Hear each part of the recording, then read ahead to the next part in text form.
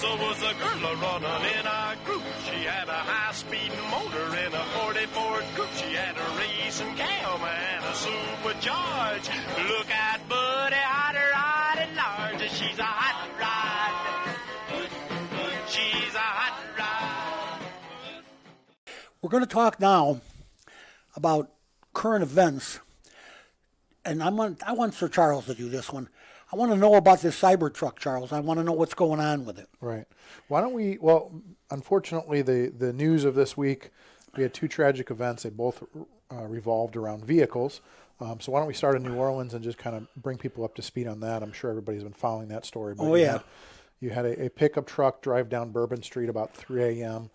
On, would that have been New Year's Eve or New Year's Eve day, or however you want to put it. Yeah. Right, as of right now, you've got 15 fatalities. There's a lot of discussion about the relationship between, what the, obviously, like anything else, any other tragedy, what the motivation was, and then also there's a lot of speculation about the ties between. Is there any tie between New Orleans and Las Vegas?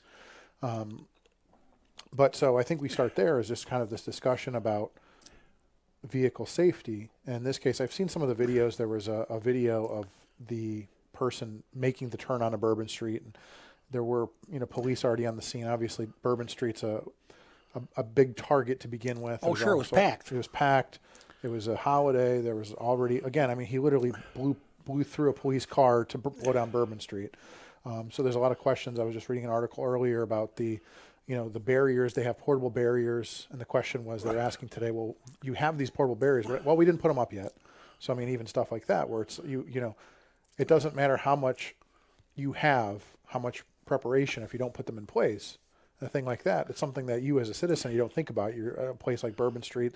They were talking about how there's a similar incident at the Rose Bowl. So they use these barriers to prevent trucks and cars from, because this has sadly become an all too common occurrence, where this happened at a Chris Kindle market in, is it Germany, I think it was. And oh, yeah, across the world. Yeah, so this has become an all too common thing for somebody using a vehicle.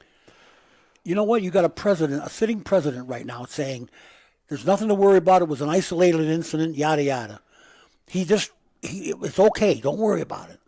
But I worry, Chuck. I really do. Well, and so let's expand on that worry. So now let's go to Vegas. So basically in Vegas, what we know right now is we had a vehicle. So here's where the connections get interesting, that both of these vehicles, what a lot of people are talking about is both vehicles were rented from an app called Turo.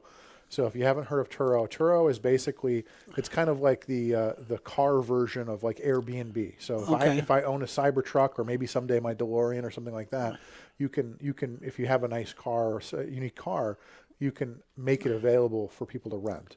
So both vehicles, the truck in New Orleans and the Cybertruck in Las Vegas. Oh, so this truck actually belonged to somebody. It belonged to somebody who rented it to these two suspects. So what's interesting is both suspects used Turo app. They both are former military. They both came from the same base in Texas. Well, they're in Afghanistan at the same time. I didn't even hear that. That was just today they announced. So there's a, I always say in life that there's coincidences and there's conspiracy. And I think once you get a couple, once you get a couple of things, there's no such thing as too many, once you get in too many coincidences, now we've got a conspiracy. Now it's not a coincidence anymore. Yeah. So right now, people are calling this a coincidence, but it looks like a duck and acts like a duck. Yeah. Right. So going to New Orleans, this is an equally interesting story. Luckily, it was not nearly as tragic as New Orleans, where the Cybertruck was rented. It was driven to the front gate, the front doors of Trump Tower in Las Vegas. It appears that the suspect took his own life first, and then stayed in the truck. And right. And so what's interesting about this is there's an obvious motive here. You don't take a Elon Musk built Cybertruck, park it in front of Trump Tower. Message received. Right? Yes, message received. So right. The message was sent, the message was received. But what's really interesting about this is people are crediting the Cybertruck for absorbing most of the impact. So in the suspect's attempt to send a message, she actually mitigated the damage because the Cybertruck took the explosion so well. Safe. It was too safe. So there was, right now they're saying that there was fireworks, mortars, gas bombs, things like that inside the Cybertruck. But the Cybertruck took most of the damage. And even the wheels didn't even melt and things like that. And so now they're also thanking Elon. Elon is sending a team there. They're, providing all of this data about where the Cybertruck charged at last and any information they can get out of the truck that's left and things like that. Isn't that kind of scary that they know that? It's scary, but again, we live in a world with these license plate readers and things like that. So this idea that, when you commit a crime with your vehicle or anything like that, they'll figure out where you've been. I'm going to say right now, it's the only way we got to figure it out. Right. Is the big brother watching? Right.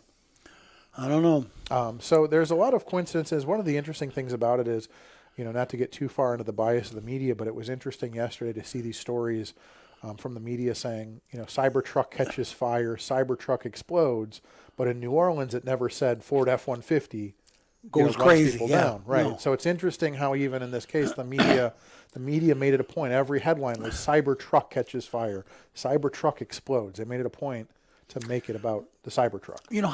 How can you tell me that both guys rented their trucks the same place or same app? The same app, right? They both were in the military for years, right? And they both were in Afghanistan. Same base in Texas. And they're not supposed to know each other? Come on. Right. If they were on the same base in Texas, they know each other. Right. You're damn right they do. So and again, this whole thing it's not a single thing. And so that becomes the question: are these just two incidents? There's other news about a possible incident in the Capitol. There's all kinds of other things coming out today.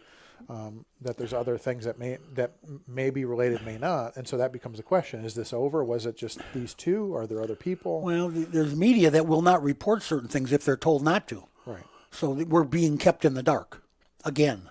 And that becomes an issue, that these are, New Orleans and Las Vegas. This wasn't Washington and New York, So that means is anybody that's going out this week or this weekend, I guess just keep your head on a swivel, right? I mean, just keep your wits about you, keep an eye on things. Well, they picked the right time. It's New Orleans and it's Christmas. Right. I was there for Christmas once. It was very nice, very crowded.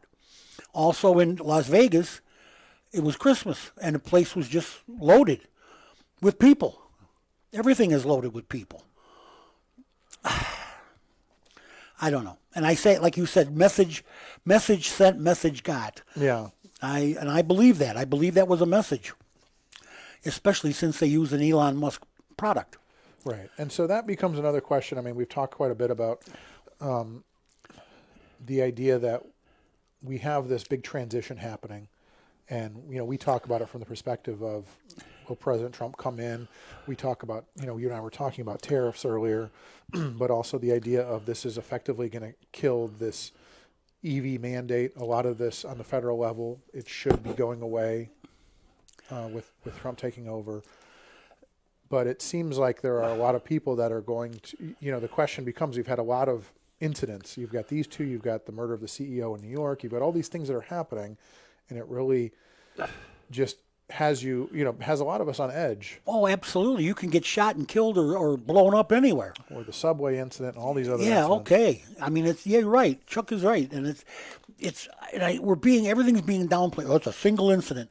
One man operation. I don't think so. I personally don't think so. I don't think the planning of it was at one man. It might have been one person for Vegas, one for New Orleans, but whatever. Right. I think those guys knew each other. I think they were radicalized, and I think that. And how did this pickup truck already have an ISIS sticker on the back? Right. A flag. If it was a rented, good point. It's a rented pickup truck. That's another interesting point. I don't know. I just don't get it. I hope the guy had insurance. Because that's a $100,000 truck he just blew up. Yeah. And that pickup wasn't cheap either. But it was useful. That's what they wanted to do. They wanted to create havoc in our world. And they succeeded. And several people have talked about the idea of, is it possible? Because again, out of tragedy, sometimes either more regulations come out of tragedy or sometimes good ideas come out of tragedy. So in this case, there's already people on the cable news saying, well, why are vehicles allowed to run people over? Why don't we have the technology to keep a vehicle from running someone over? I guess in the case of Tesla, how do you keep somebody from blowing up a Tesla? I don't know that there's How can they even think about that? Right. But again, that's what the media, that's what cable news likes to do. They like to talk about things like that. It's an interesting theory. It's an interesting, one of the things that you and I have talked about, this idea of when the Teslas were hitting fire trucks, that there's technology in place or could be put in place to prevent that from happening. They have already. They fixed it. So same question, is it possible? So, and I was thinking back to, I don't know if you know much about the commercial drones. We've been talking quite a bit about drones. I was in New Jersey going drone hunting, didn't find any. Didn't find any drones? Because apparently they took federal holidays off. Oh, okay. But so the interesting thing about drones are they have, you're not allowed to fly drones. The apps have, if there's a flight restriction, you can't fly over certain places. So is it possible that they will look to do this with vehicles? Is it possible that we can put technology in place to keep a vehicle from driving down? Well, apparently that guy had checked into one of the bed and breakfasts or whatever, but never went in, and he had it parked somewhere down there. Okay. Or he was already in the quarter. Ah, I see. Yes. He was already there with his pickup. Okay. And that's how he got down to Bourbon Street with it.